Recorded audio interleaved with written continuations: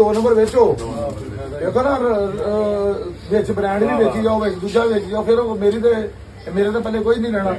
ਮੈਂ ਉਹਨਾਂ ਨੂੰ ਕਿਹਾ ਜੀ ਮੈਂ ਉਹਨਾਂ ਲੋਕਾਂ ਨੂੰ ਦਿਆਂਗਾ ਜਿਹੜੇ ਬੇਰੋਜ਼ਗਾਰ ਨੇ, ਮਾੜੇ ਲੋਕ ਨੇ, ਜਿਹੜੇ ਜਿਨ੍ਹਾਂ ਦਾ ਨਿਜ਼ਾਮ ਨਹੀਂ ਚੱਲ ਰਿਹਾ, ਉਹ ਸਾਡੇ ਕੋਲ ਲੱਖ 2 ਲੱਖ ਦਾ 5 ਲੱਖ ਦਾ ਮਾਲ ਲੈ ਜਾਣ। ਮਾਲ ਪਿੱਛੇ ਸਾਡੇ ਕੋਲ ਸਟੋਰ 'ਚ ਪਿਆ ਹੈ। ਅਸੀਂ ਇੱਥੇ ਇਹ ਦੁਕਾਨ ਹੈ ਛੋਟੀ ਜੀ, ਜਗ੍ਹਾ ਥੋੜੀ ਹੈ, ਇਸ ਲਈ ਸੈਂਪਲ ਹੀ ਰੱਖਿਆ। ਅਮਾਲ ਹੈ ਇਹ ਟੇਬਲ ਤੇ ਹੀ ਵਿਕਣਾ, ਜਿਹੜਾ ਹੈਗਾ ਸੈਂਪਲ ਆ ਹੀ ਪਏ ਨੇ, ਇਹ ਹੀ ਪਏ ਨੇ। ਬਖਾਓ ਮੈਂ ਤੁਹਾਡੇ ਸ਼ਹਿਰ ਰੱਖੇ ਨੇ, ਇਹ ਬਖਾਓ ਸਾਰੇ। ਕੱਪੜਾ ਚੈੱਕ ਕਰੋ, ਕੱਪੜਾ ਪਿਓਰ, ਜਿਹੜਾ ਵੀ ਹੋਏਗਾ ਬ੍ਰਾਂਡ ਦਾ ਹੋਏਗਾ। ਦੂਜਾ ਕੱਪੜਾ ਅਸੀਂ ਨਹੀਂ ਵੇਚਦੇ ਲੋਕਲ। ਮੈਨੂੰ ਇਹ ਗੱਲ ਕਹੀ, ਮੈਂ ਕਿਹਾ ਇੱਜ਼ਤ ਬਣਾਈ ਹੈ ਮੈਂ ਭੋਰਾ ਕਰਕੇ, ਲੋਕਲ ਕੱਪੜਾ ਨਹੀਂ ਵੇਚਣਾ, ਕਿਉਂਕਿ ਕੱਲ ਨੂੰ ਸਾਨੂੰ ਕੋ ਆ ਗਏ ਨਾ ਕਵੇ।